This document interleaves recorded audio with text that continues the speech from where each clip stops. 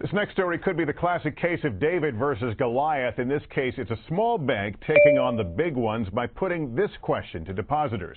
Should you trust your cash in big banks that took government bailout money or on one that chose to go it alone? Here's NBC's Janet Shamlian. They line the Texas interstates, competing for drivers' attention for everything from speedy vehicles to fast food. But in and around Fort Worth, there's a new billboard battle targeting banks that took a bailout.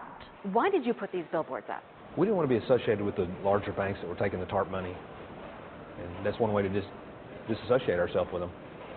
Greg Morse is the CEO of Worthington National, a small Fort Worth bank that has, with ads like these, turned a traditionally polite rivalry into contentious competition. Crosstown competitor Plains Capital, which took $87 million in TARP money, telling a Fort Worth newspaper the campaign is a cheap shot.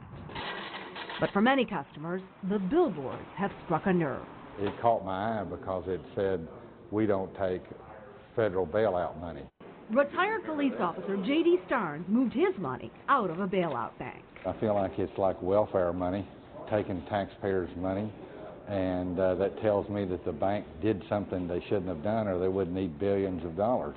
With a decidedly local look, Worthington acknowledges it's tapping into public outrage over bigger banks that have taken the government funds.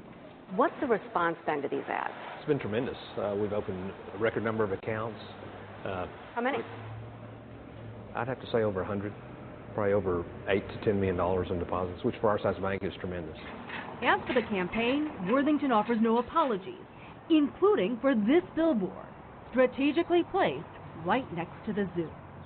Janet Shamlian, NBC News, Fort Worth.